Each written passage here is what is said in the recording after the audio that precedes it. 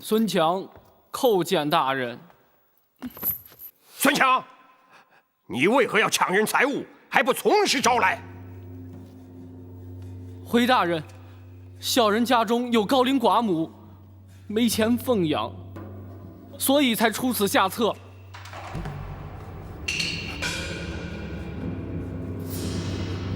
胡说！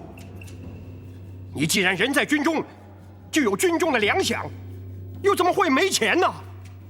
大人，军中已有半年，只发粮不发饷了。岂有此理！启禀大人，添购的马匹已经买到，死去的那一匹也已经掩埋处理掉了。大人，属下在马市之中听到了一些关于商州马军的传言，不知对大人是否有用？说来听听。是，马贩中盛传，商州马军在3年内汰旧换新，购买了上千匹马，被视为少见的大买卖。哦，有这等事？大人，依军中规制，每10人养马2匹。商州马军人员总数2500人，依规定养马500匹。500匹马，在3年之中，竟然更换了2次。还有一个传言，不知道是否准确，说商州马军的指挥沈让，拥有世间罕见的名贵宝马4、5匹之多。既然是世间罕见，他又是从何而来？大人，传言是这样，但是详细的情形就不知道了。本府明白了，此事不得向任何人提起。你们退下吧。是。原来沈让自己也有问题，看来势必要问李全了。大人，公孙先生，传言虽未尽可信，却不会空穴来风。此事暂且不要让展护卫知晓。大人是担心展护卫为难。不错，沈让是沈蝶之兄，在没有完全确认之前，本府不想让展护卫平添无谓的烦恼。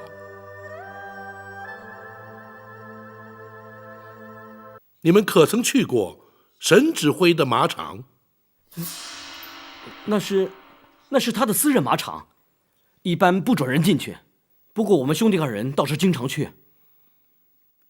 他身为马军指挥，为何还需要私人马场？沈指挥有4匹价值连城的宝马，不属于马军的财产，所以派了专门的士兵在马场照顾。你们确认是价值连城的宝马？我们都是马军指挥，这一辈子都和马匹混在一起，绝不会看错。那宝马又是从何而来？这属下就不知道了，我们也不敢问。商州马军马匹的汰换情形如何？汰换的相当勤。就属下记忆所及，这3年来，在我右卫营就几乎全数换了2次。左卫营也是如此。汰换如此之勤，可是常态？在正常的状态下，不该换得这么快。不过汰换军马是马军军部的决定，营级无权干涉。你们也不曾提出质疑？这军部的说法是汰旧换新，提升战力。可是新换的马普通的很，根本就很难挑出骏马，而且还有不少烈马。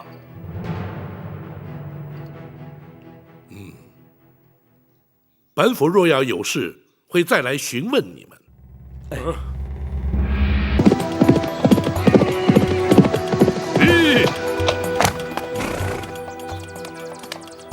白龙，路，别怪我把你送人。不过你的新主人会像我一样疼你的，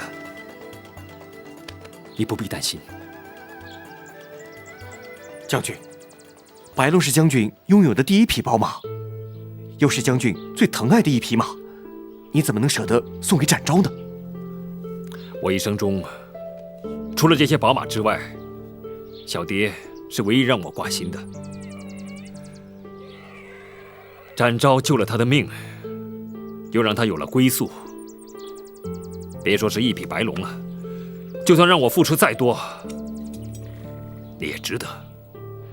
万一如何？快说。万一有一天，包大人派他来查将军的话，放心，只要我们谨慎一点，不会有那一天。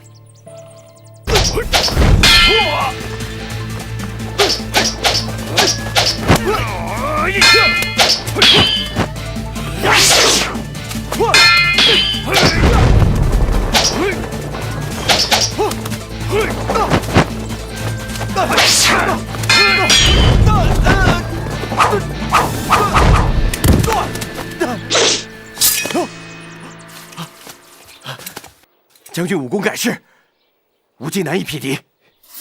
上马再战。好，驾！驾！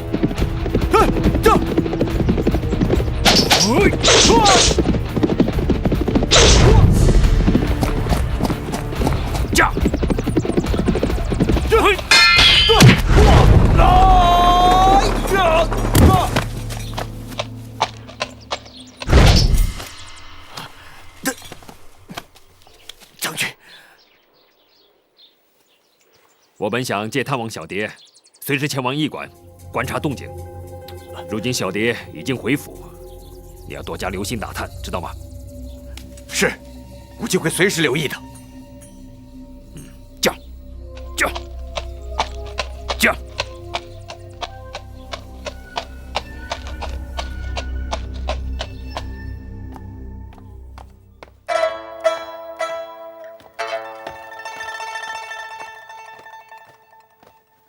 马场除了白龙之外，其他的马匹只能算是一般的军马，并没有看见所谓的宝马神驹。杨彪、杨豹和马氏的传言是否有误？其他的马可能已经被他藏起来了。有可能。可是他为什么不把白龙也藏起来呢？这是因为他要把白龙送给你，甚至可能想利用你来证明他只有一匹白龙是宝马，而且是合法获得的。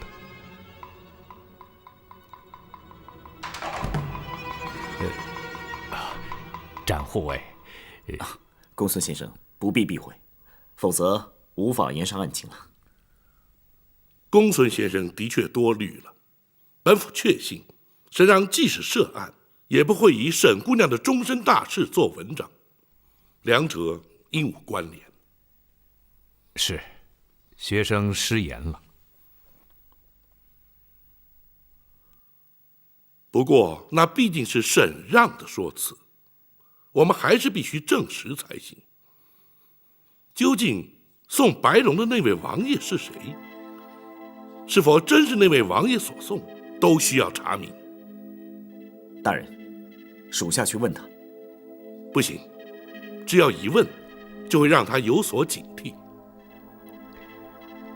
他是否说过，白龙是当年常山赵子龙所骑的千里追风白龙驹的后代？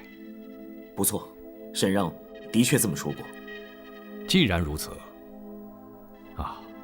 学生曾经在一册专记宝马典故的书册里面读到过，白龙驹代代相传，最后落到前朝后周的皇室手中。柴王爷？哪位柴王爷？太祖皇帝陈桥兵变，黄袍加身之后，后周皇帝退位称臣，太祖皇帝赐他柴家历代封王。如今的这位柴王爷已是世袭2代，部分皇室遗物准许柴家保留，这白龙马莫非也在其中？这么说来，沈让所言不虚。不，还必须证实的确是柴王爷所赠。大人与柴王爷私交甚密，只要大人修书一封，快马传递，相信很快就能得到答案。不错，大人，倘若真能证明白龙的确是柴王爷所赠呢？若是如此，就必须转而追查其他宝马的藏匿之处，或者查出其他的证据，才能确认沈让的罪行。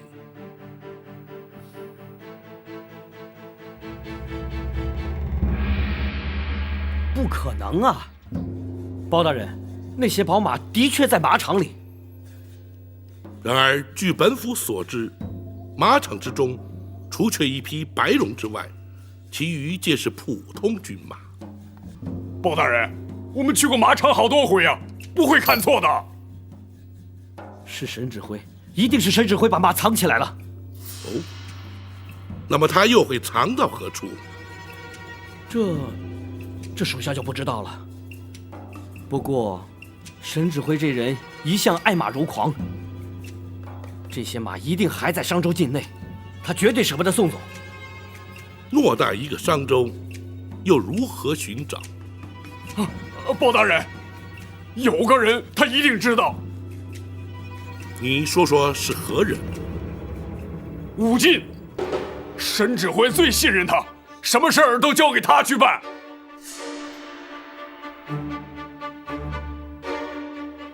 那武进究竟是什么出身？回包大人，武进是3年前随沈指挥一起来商州的。沈指挥还在军中，为他补了个偏将的缺。其实，他只替沈指挥办事，并不管马军中的公事。所以沈让将身边的事就交代给他。不仅是身边的事，就连马贩都是由武进负责接头的。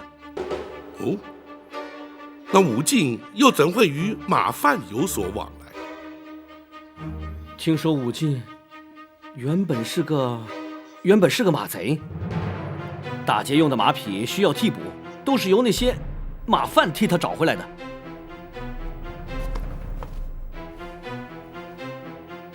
沈让身为马军指挥，怎会将一名马贼带到军中来？听说沈指挥曾奉令剿灭马贼，抓住了武进后，却没有上报问斩。从此以后，他就跟着沈指挥了。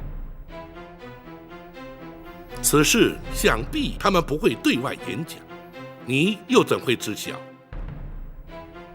回包大人，属下在马军10年，和那些马贩都已认识多年，是他们告诉属下的。你且将那些马贩的姓名住处交代清楚，本府自会查明。是。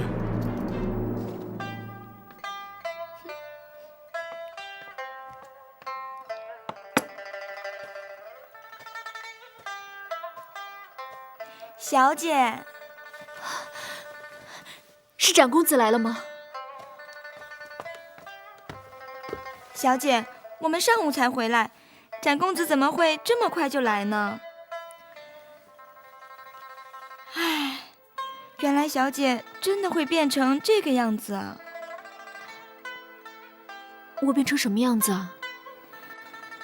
望穿秋水，如梦如痴，失魂落魄，神魂颠倒啊！你胡说些什么呀？这都是些什么句子？全都凑在一起了。我是在说小姐现在的情形呀。我不跟你胡说了。你刚才叫我干什么？哦，我是说还是回来住方便，还有人帮忙。在驿馆住的时候呀，真能把我给忙死。这段日子真的像做梦一样，时间虽然不长，却有这么大的变化。但是就算是做梦，也是好梦，美梦。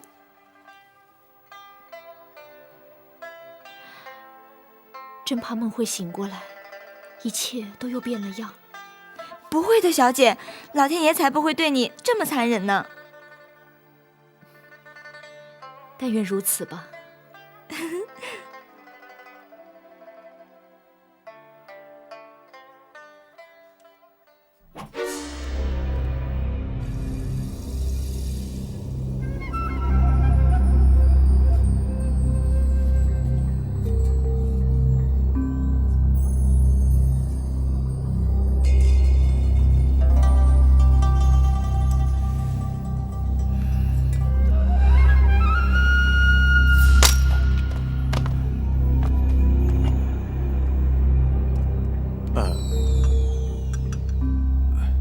有话就说。将军那一天和展昭比试，你想知道胜负如何？是。展昭的武功的确不差，虽然我们只是拳脚相搏，点到为止，可是彼此应该不相上下。如果用上将军的大刀呢？那就不同了，我用的是大刀，刀走霸气，适合马上交锋。他用的是剑，剑走轻灵，适合近身搏击。怎么？你想和他比试一下？是。不知道武进这把刀，你的长刀兼具马上近身之长，却同具其短，在马上不够霸气，近身不够轻灵，你应该不是他的对手。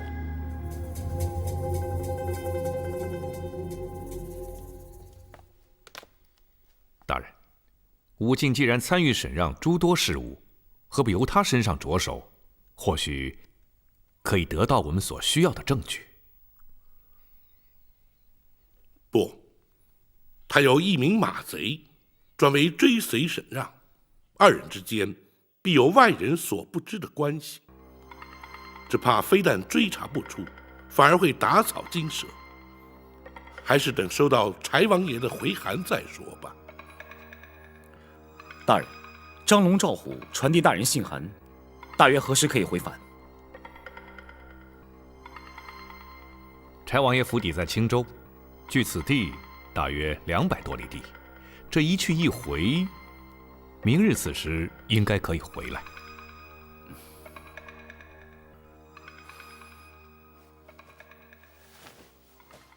有关宝马民居之事，如今犹待查证。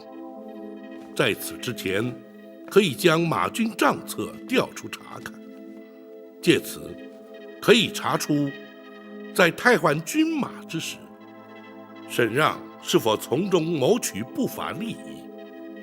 大人若去查马军账册，岂不是让人有了防备？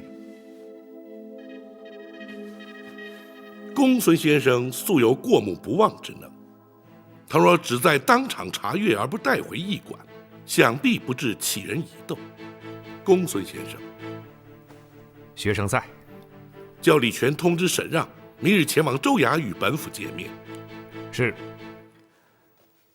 大人，属下要做些什么？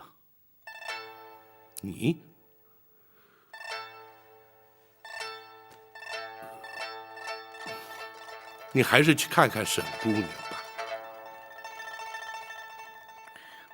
大人，属下每日调查沈让的案子，却还要去面对小蝶，的确有些困难。是否能让属下暂且避开一阵子？本府明白你心中的爱难之处，然而若不如此，恐怕会让沈让心生疑虑。那展护卫又将如何投入办案之列？此举虽然残酷，却必须勉为其难。我知道该怎么做了。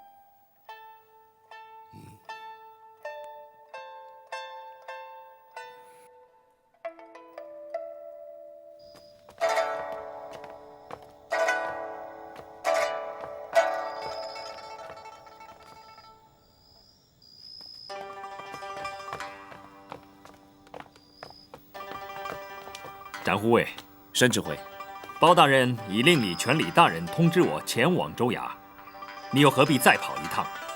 我是来看小蝶的。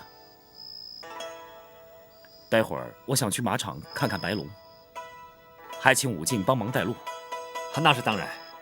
武进在，你留在府中待命。是。可知包大人传我去州衙，为了何事？想必还是为了扬标扬报、克扣军饷的事情。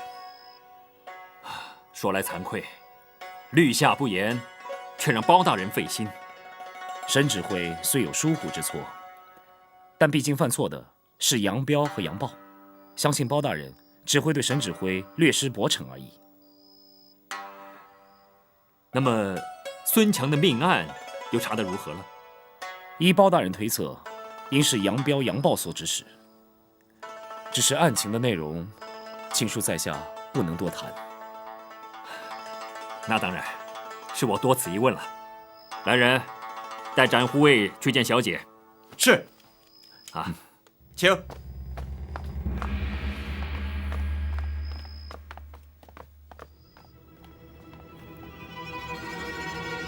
将军，包大人真的相信孙强命案是扬标扬报所为，而没有怀疑吗？难说，不过也不必担心，他查不到证据的。这2天包大人几次前往州衙，提问扬标扬报，如今再传将军前去问话，武进担心。放心吧，我自会应对。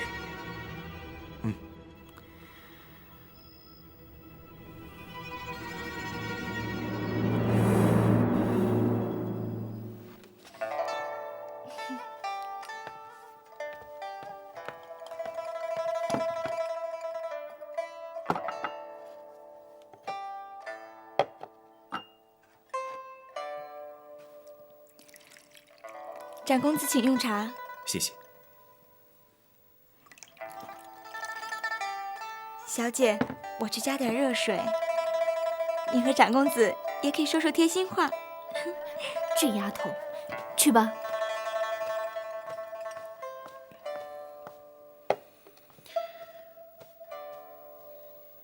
你还好吗？我昨天才回来的。你说能坏到哪儿去？我是在担心你。我没事的，你不是帮着包大人办案吗？怎么现在有空过来呢？包大人去了州衙。包大人也去了州衙？那哥哥是去州衙见他了？包大人找哥哥去干什么？包大人是开封府尹，商州归他管辖。找你哥哥只不过是例行公事，这很正常。啊，吓了我一跳，我还以为包大人查的案子和哥哥有关呢，害得我担心了半天。好了，我得走了。刚来就要走啊？我答应过你哥哥，抽空去看看白龙。武进还在等我呢。你应该多去看看白龙，他很有灵性的。你也常去马场？啊，我不常去，我只敢骑在白龙背上。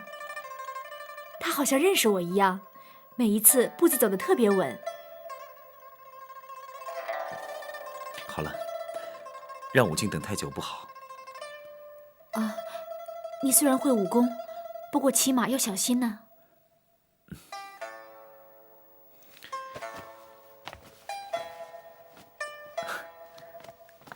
小蝶，你放心，我的骑术不比你哥哥差。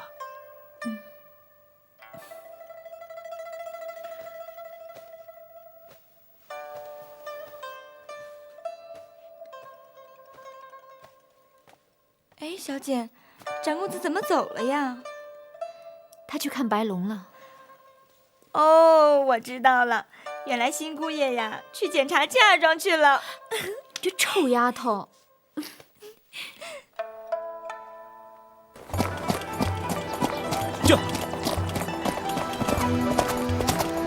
这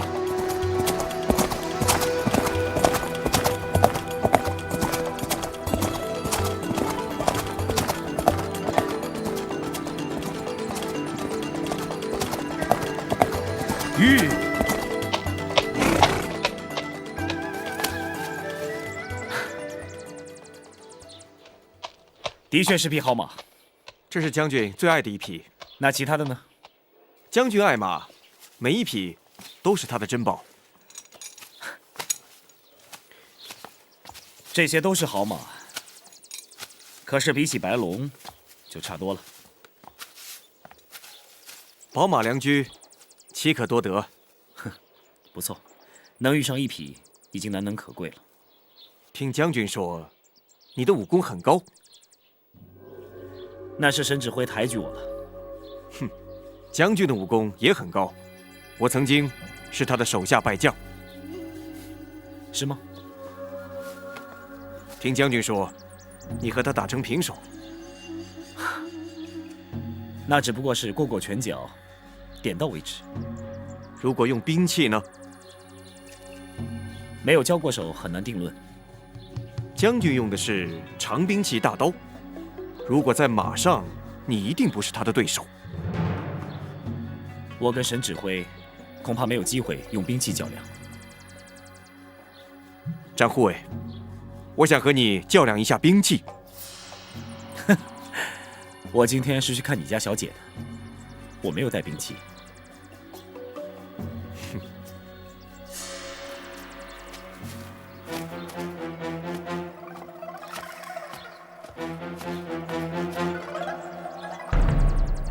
我不用刀，那是我的。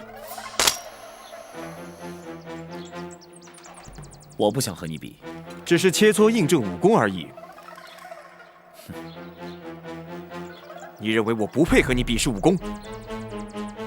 不是不配，而是不必。你若坚持不肯，就是看不起我。我只想和你比一比，并不是要和你拼命。那好吧。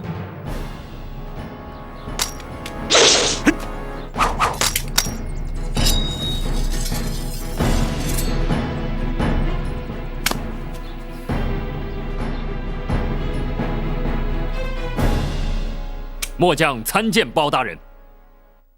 沈指挥免礼。谢包大人。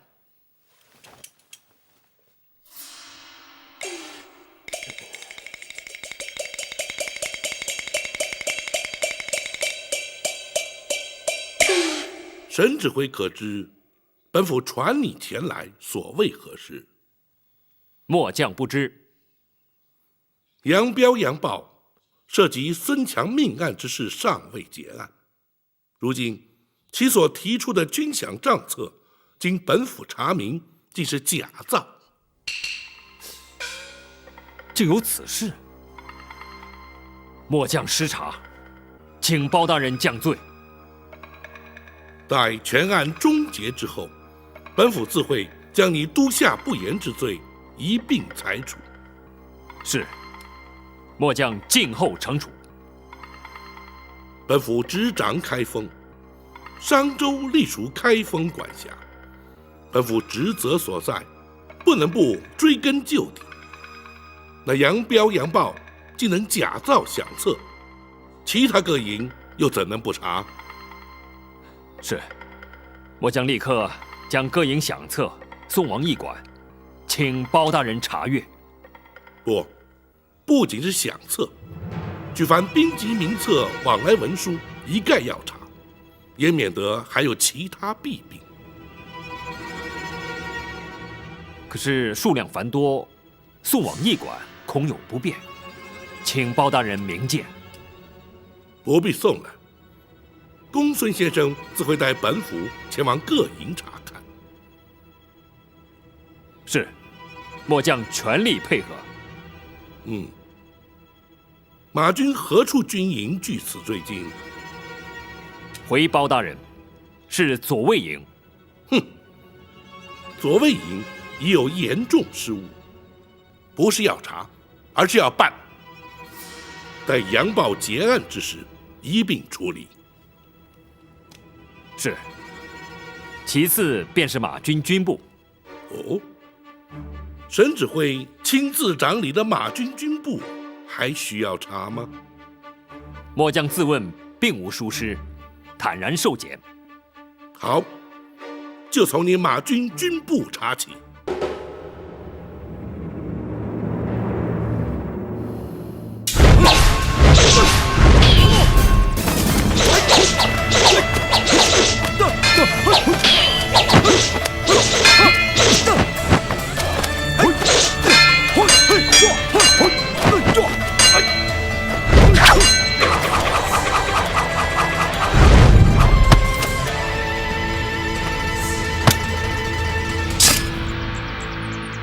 承让。好剑法，我甘拜下风。你那把长刀也不是常见的兵器，马战或步战都可适用。那倒是。难怪将军对你的武功赞不绝口啊！能接住你那把刀的人也不多嘛。只有将军和你。我曾经和杨豹交手过，你的武功比他强多了。可是我有点奇怪，他是左卫营的指挥，而你却不过是一名偏将。这个偏将的职务，只是便于随侍将军在军中行走，对我而言，没有任何意义。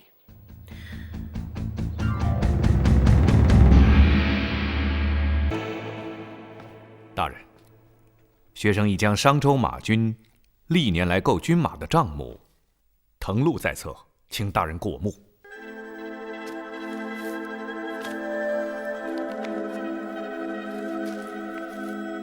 举凡买马的日期、数量、金额，都一一记载于册。若是和马贩的账册相比，便能查知沈让是否见马贵买，以少报多。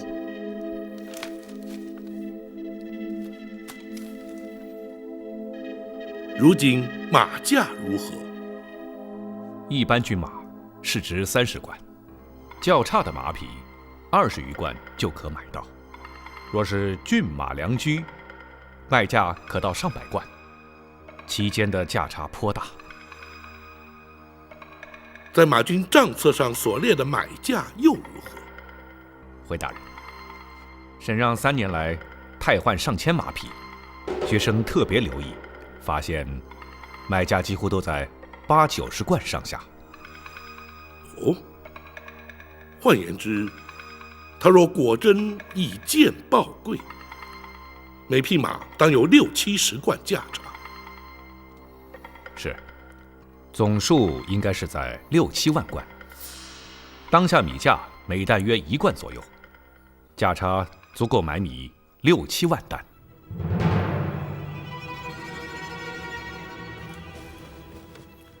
猎马或是良驹，个人认知不同，无法据此判定是否当真以贱报贵。恐怕只有根据杨彪所提供的马贩名单进行追查核对了。是。对马贩，大人可要立即进行查核呢？且等柴王爷的回函到了再说。若是能够查明沈让果真拥有非法获得的宝马神驹，便足可将他定罪。还是以此为先吧。大人，有关武进的背景，学生已经进行清查，晚间当可有所回报。武进能被沈让收用在册，绝不单纯。若能深入了解，的确有利于查案。倘若果真坐实沈让涉案，本府担心对展护卫总是个打击。只是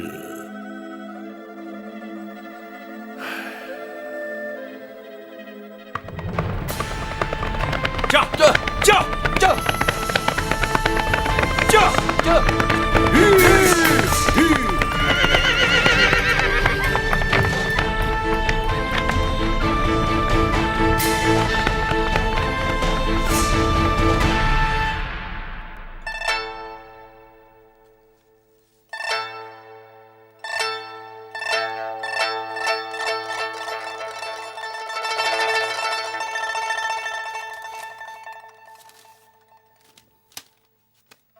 柴王爷回函，他的确在6年前曾将白龙赠予沈让。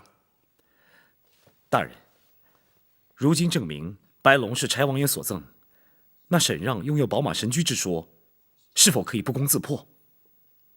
不，本府曾经说过，即使白龙是合法得来，并不能证实沈让没有其他宝马。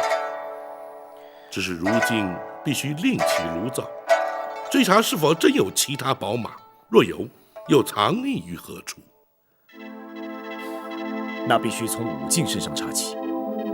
不错，公孙先生可曾查出武进的身家背景？回大人，武进原本的确是个赫赫有名的马贼。从京城传来的消息，正是杨氏兄弟说的，都没有错。你且详细说来。沈让驻守边关之时，曾经逮捕过一帮马贼，包括武进在内。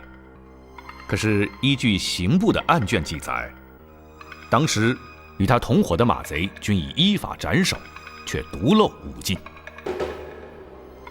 此后可有他的消息？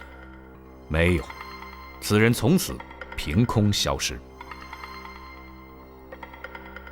如此说来，沈让当年的确救过他一命。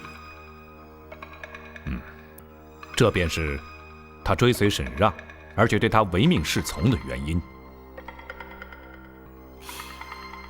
可能傅立当真是被他所杀。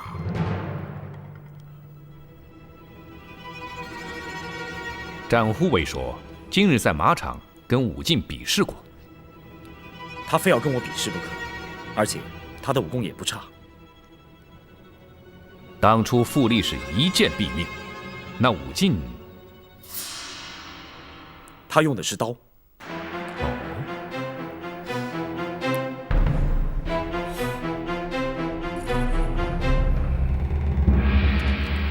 你和展昭动手了吗？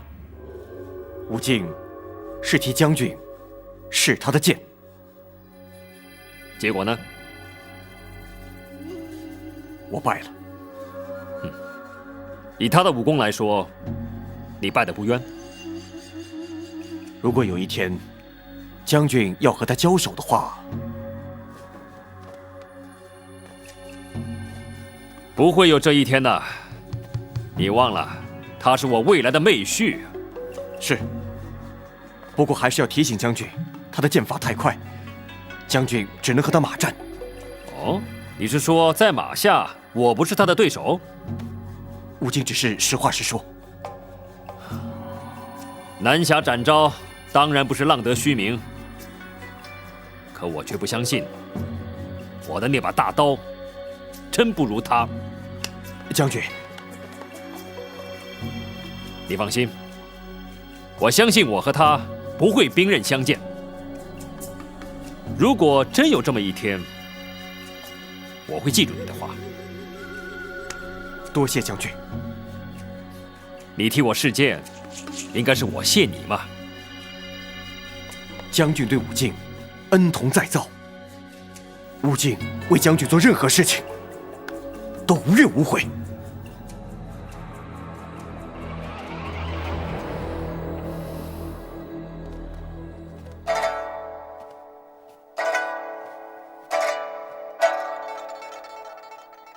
无论是不是武进杀了傅立，以他马贼旧案，都该将他逮捕，然后再设法追查他与沈让涉案的情形。大人，这样岂不是让沈让有了警觉？无妨，我们就说是请武进前来协助办案。沈让明知本府并无证据，又怎会自露马脚呢？既然如此，那就让张龙、赵虎走一趟吧。大人，还是我去吧。何必因此和沈让起冲突呢？战护卫还是不要出面的好。反正我要去看小蝶，况且让属下前去，他们反而觉得事态没那么严重，更不会起疑。不碍事，只是带武进前来问话，谁去都一样。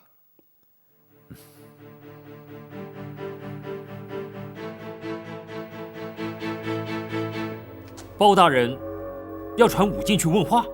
正是。武进虽是马军偏将，但他只是协助我办事，并没有具体的执掌。包大人怎会传他去问话？沈指挥虽是杨彪、杨豹直属长官，可是对他二人私下的情形，可能还没有军阶较低的武进知道得多，所以包大人才传他问话，协助调查。那好吧，我会通知武进。你现在可以去看看小蝶，我叫武进，等一下和你一起去见包大人。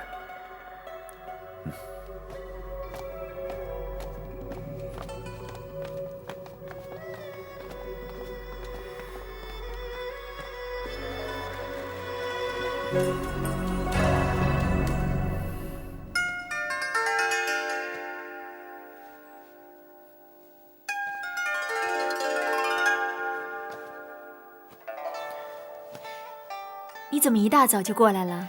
长公子呀，一定是急着来看小姐，所以整夜都没睡。这丫头，还不快去准备茶水？是。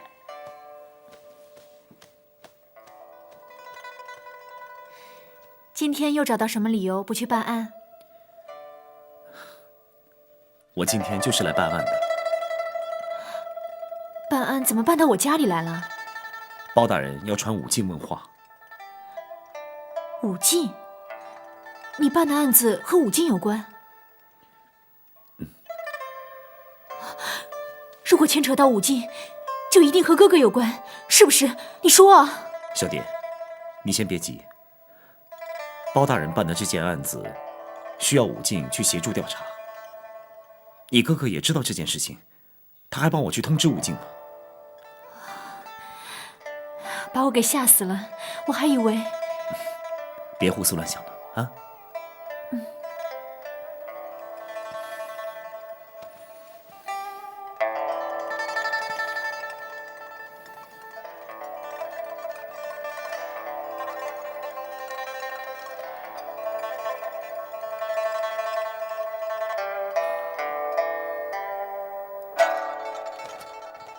包大人传属下去。展昭会带你去驿馆。这段时间，包大人没有对我们采取任何行动。这次传属下前去问话，一定有什么原因。也许他只是想试探我们的反应，或者真想从你口中问出和杨彪、杨豹有关的事情。难道是他们招供了什么，让包大人决定开始行动？放心，不管他们供出什么，都没有证据。将军希望我如何应对？如果问到了任何与命案有关的事情，你只要矢口否认就行了。包大人办案一向讲求证据，没有证据的话，他不会把你怎么样。如果你实在放心不下，就马上离开商州，不去见他。那将军如何向包大人交代？我就说你不辞而别，下落不明啊。如果那样的话，包大人就会相信杨彪、杨豹的说法，而盯上将军。真要如此，也只好随他。但是他还是没有证据。我还是去，不管包大人问什么，我都不会承认。这就对了，这才显得我们并不心虚。就算他有任何怀疑，也无能为力。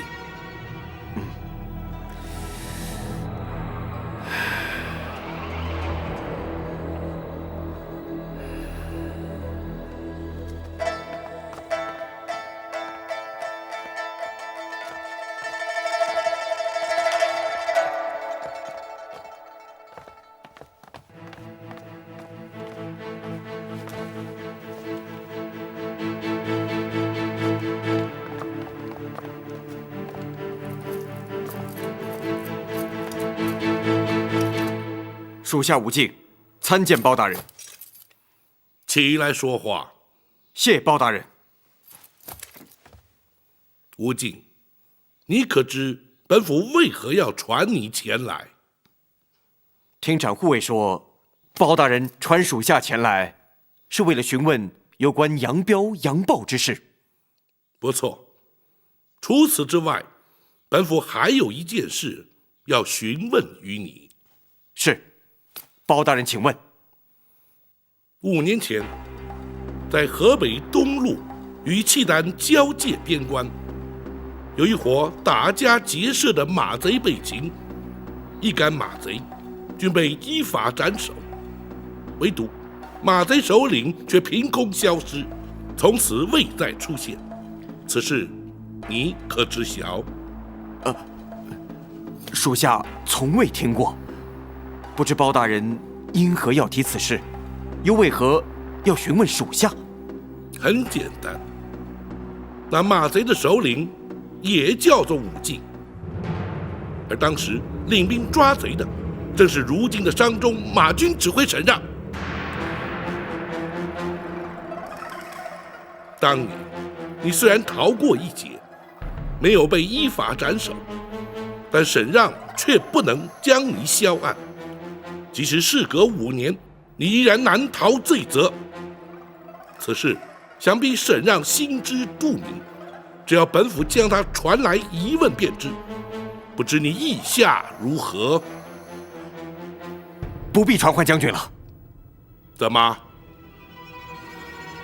将军待我恩重如山，我不能再拖累他。包大人，我就是当年的马贼，请包大人将我依法就办。你可知，依法，你还是要被斩首。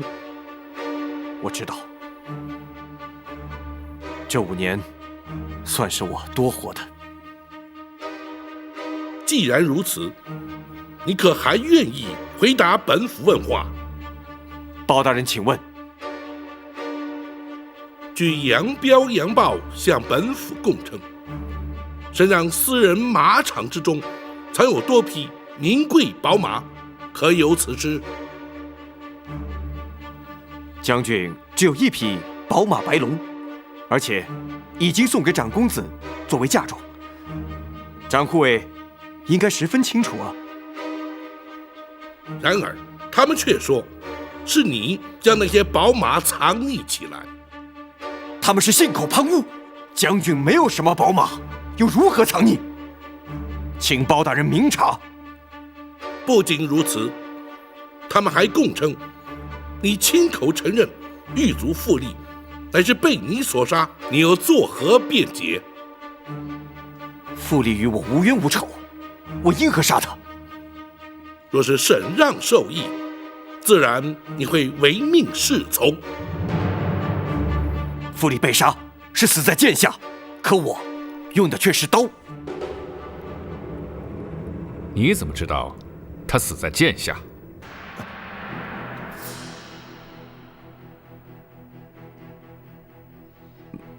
马军与州衙常有来往，属下是听衙役们说的。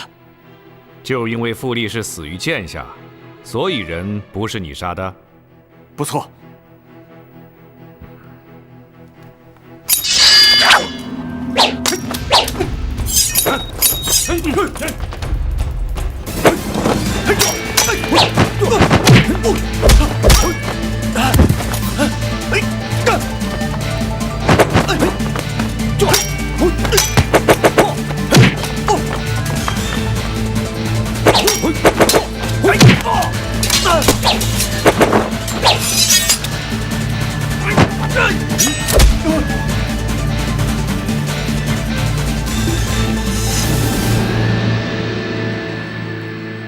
刀剑虽有不同，对高手而言，并无太大差别。你的剑法虽然差了一点，不过要杀傅立，却是易如反掌。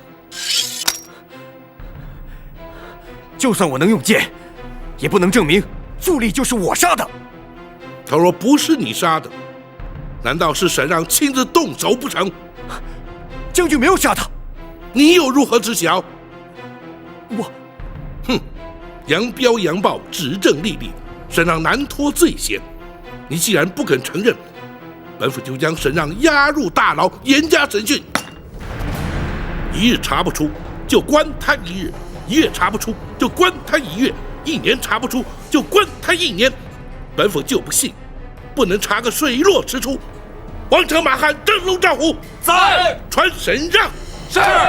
且慢。如何？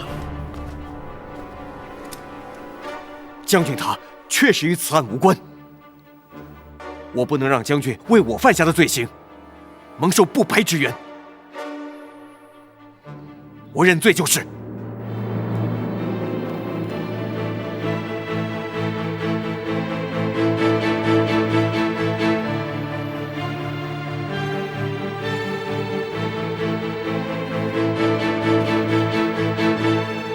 你承认杀了傅立？不错。那傅立与你有何仇怨而要杀他？我与杨彪、杨豹合谋，克扣军饷，3人平分，又利用傅立除去孙强，再杀他灭口，为的是使他2人脱罪，免得供出我也是同谋。如此说来，沈让于此事完全无涉。将军于此事无涉，请包大人明察。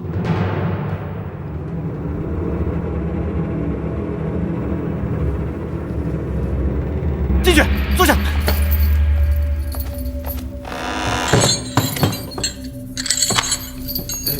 展大人，这究竟是怎么回事啊？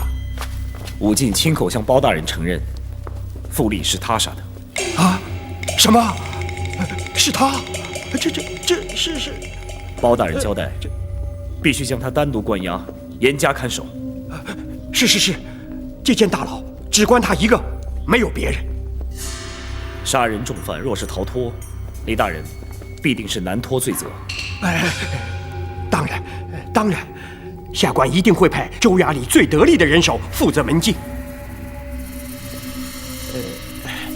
詹大人，你知不知道他为什么要杀傅立呀？李大人，你最好不要介入此案。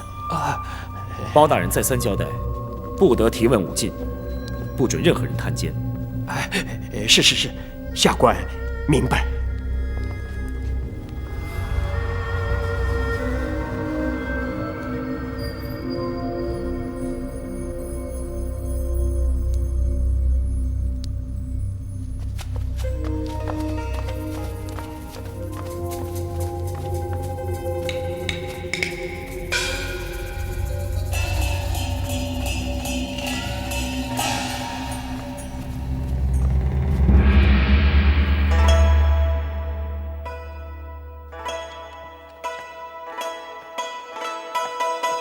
启禀将军，打探到什么消息？5偏将已被送进州衙大牢。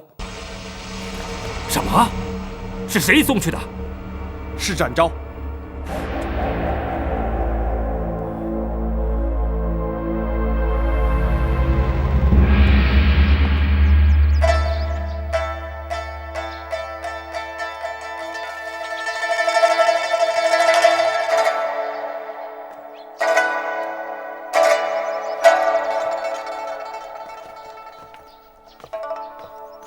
大人，将武进送去州衙了。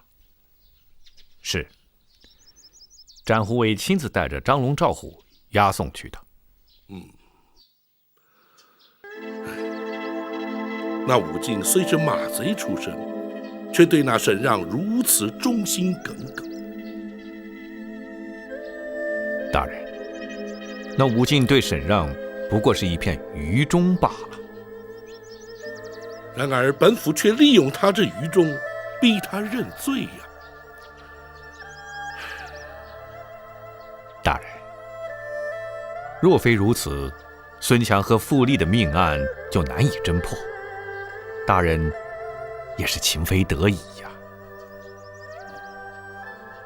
如今，那武进自成罪状，正足以确认沈让的确犯下了罪行，都叫本府更加汗颜了。大人何出此言呢？任人不清，世人不明。当年既是本府保举于他，回京之后，本府自当进宫面圣，自请惩处。大人切勿自责。所谓知人知面不知心，那沈让表面上看起来不像贪婪之辈，大人又岂能察觉？无论如何，他毕竟是个难得的将才。本府为朝廷万喜，更为沈让不值啊。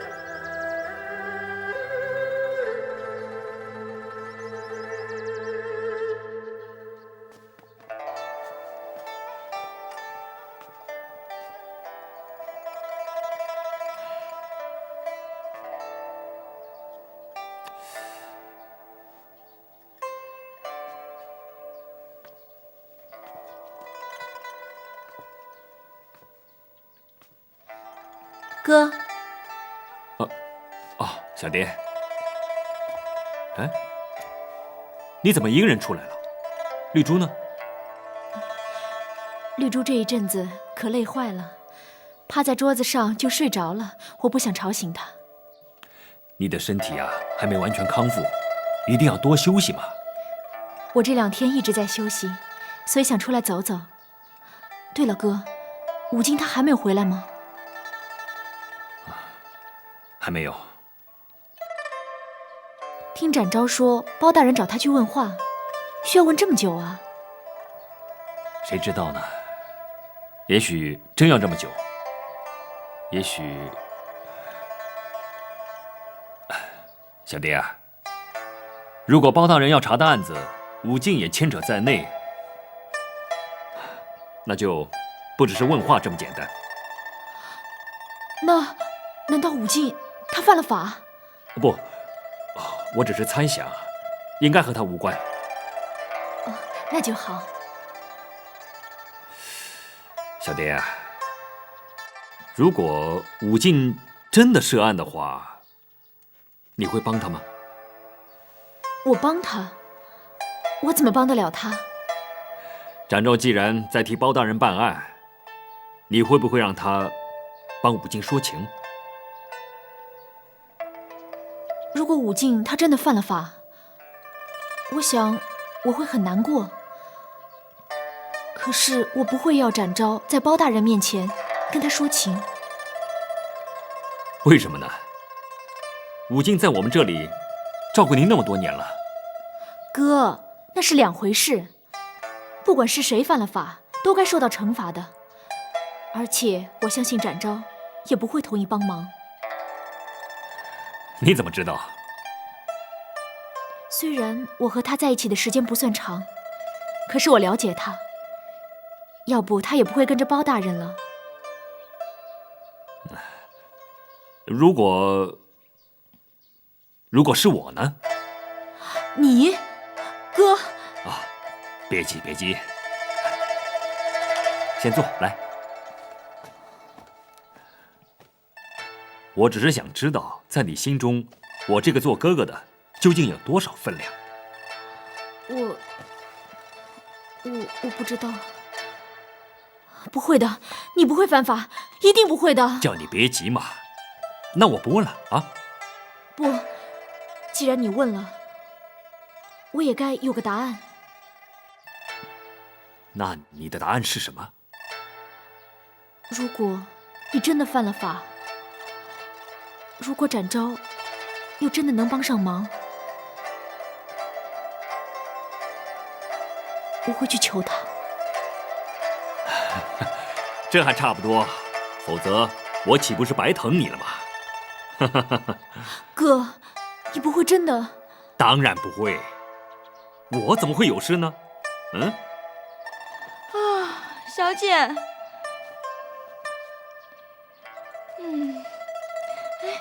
小姐，小姐，哎呀，小姐，你怎么跑出来了？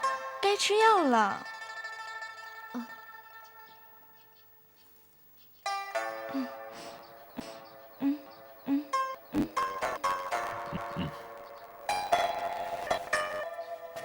快去吧。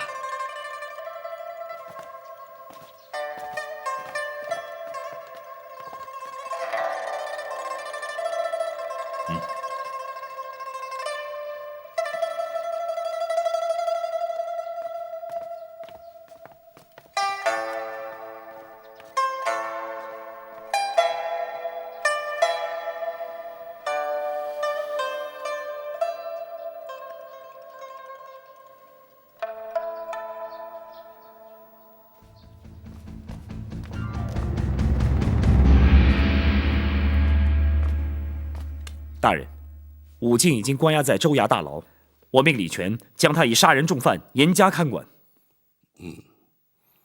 无论是马贼旧案，或是杀人新案，依法皆是死罪。然而，他似乎已存必死之心，而未必会有逃狱之行啊！难道武进认罪，真的是为沈让顶罪？只怕难有其他解释。大人，难道你打算依此定沈让的罪吗？当然不能。武进坦诚杀害傅立，还说出个三人同谋的理由。倘若他咬定供词，毫不松口，任谁也无法将沈让牵扯进来。再者，所谓的明车宝马藏匿之处，武进绝不会说，更无法证实确有其事。那如今岂不是没有具体的证据？如今只剩下追查军马买卖这条线索了。不错，只有将马军与马贩之间买卖军马的往来账册进行比对，若能比对出的确有从中牟利的行为，才可将沈让治罪。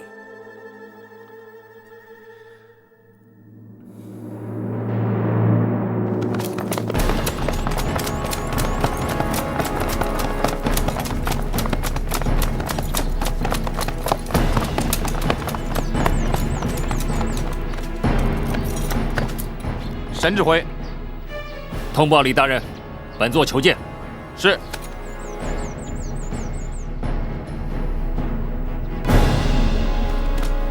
沈指挥，李大人，本座听说我马军偏将武进被李大人关押在大牢之中，可有此事？沈指挥，你是怎么知道的？不管我是怎么知道的，请李大人回话。是，武进是在大牢，不过这不是我下的命令，是包大人把他送来的。沈指挥，千万别误会。本座谅李大人也不敢随意收押我马军的人。当然，沈指挥明鉴。那就有劳李大人带本座去见他吧。不，万万不可呀！本座是马军指挥，为何不能去见我马军偏将？哎呀，沈指挥啊，包大人特别交代，绝不能让任何人去探监呐。这比2位杨指挥还要严重啊！要是出了问题，恐怕连我这知州的官儿都保不住了。既然是包大人交代的，我就不勉强了。多谢沈指挥体谅。虽然本座不去探监，但必须弄明白，武进究竟身犯何罪而遭关押，于情于理，李大人总该说明白吧？那是当然啦。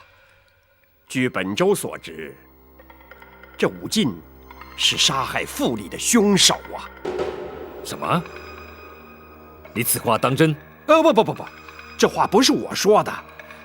听展大人说，是武进自己向包大人承认的。原来是武进所为，连本座都被他瞒过了。是啊，知人知面不知心呐，真是枉费了沈指挥对他的提拔呀。好，武进犯下杀人之罪被关押，是咎由自取。李大人放心，本座绝不会插手此事。告辞。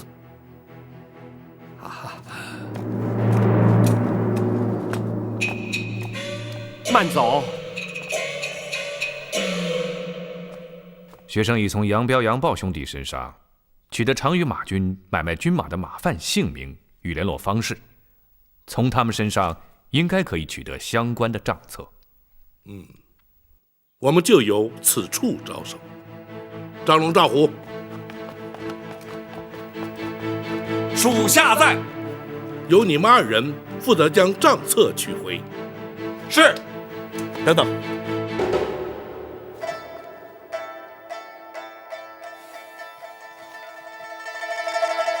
大人，必须我去。此事何须展护卫前往？张龙、赵虎便可取回。因为他们拿不到马范的账册。哦，这却为何？展大人，这点事情我们能办妥。是啊，有名有姓有住处，怎么拿不到呢？我说你们拿不到，是因为账册根本不在他们手上。若是不在马范手中，又会在何处？马帮。马帮？大人，马帮是个江湖组织，各地马贩马商都要向他们缴纳规费，账册也由他们统一监管，外人是不可能拿到的。若是动用地方官府之力，又如何？请恕展昭之言，江湖中人大都目无王法，虽然不敢明目张胆地与官府为敌，但也绝不会稍作配合。倘若以官府名义前去，非但拿不到账册，反而可能被他们销毁，届时就永难取证了。若是展护卫前去，又将如何取得？展昭本是江湖人，自有江湖方法取得。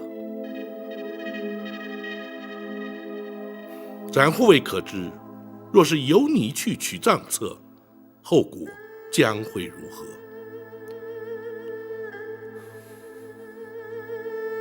倘若账册证明沈让有罪，除了贪赃枉法之外，还犯下教唆杀人之罪，依法论罪，必死无疑。而账册却是由你取来，届时沈姑娘作何想法？大人，展昭还保留一线希望，希望能够证明沈让无罪。倘若不如所想，一切后果我自行承担。展护卫，大人，2日之内，我会把账册带回来。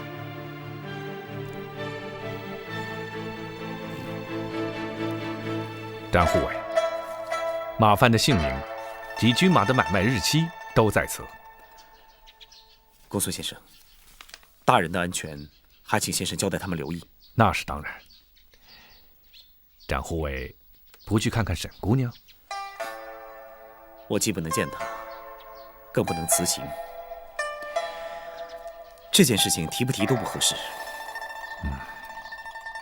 明日我会去看看她康复的情形，顺便给她提一提你没去看她的原因。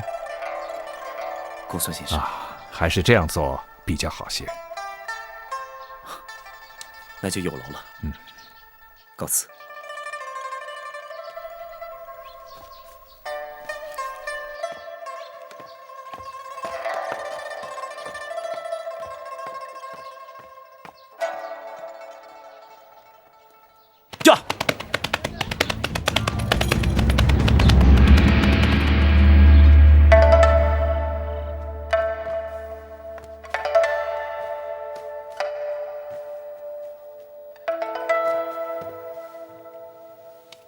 小姐，展公子怎么没来看你呀？他早上不是已经来过了吗？啊，那怎么能算？匆匆忙忙的来，待不到半会儿，又匆匆忙忙的走了，一点诚意都没有嘛。他是来办公室的吗？哦，对了，小姐，我听说武进被他带走了，而且到现在都没有回来呢。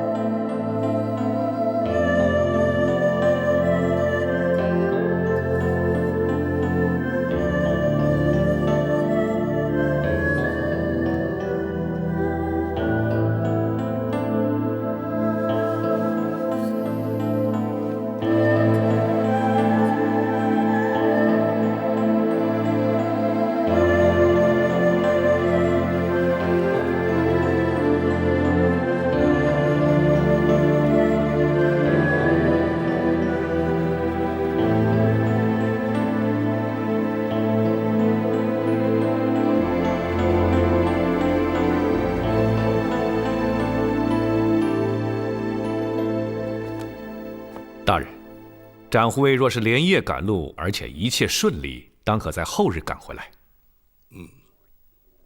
账册是唯一能治沈让罪的证据。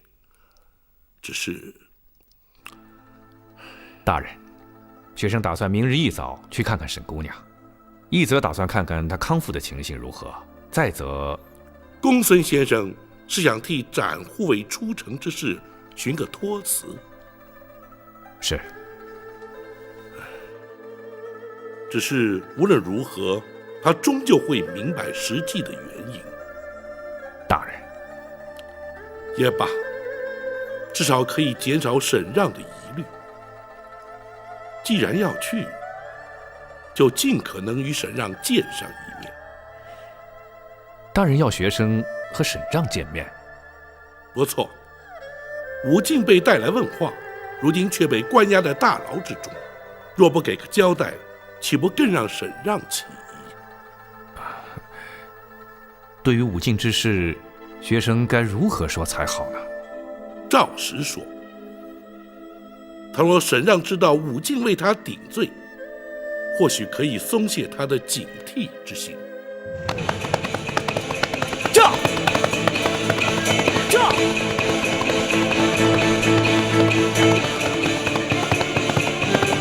驾！伤口已经愈合了，可以不必再服药，只要再继续喝一段时间的滋补的汤药即可。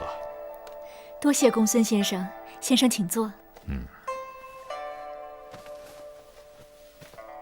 沈蝶的性命是先生所赐。沈姑娘，快别这么说了。若不是沈姑娘胆气过人，公孙策纵有再大的本领，也无能为力呀。还得靠展公子的关心和爱护，对不对，小姐？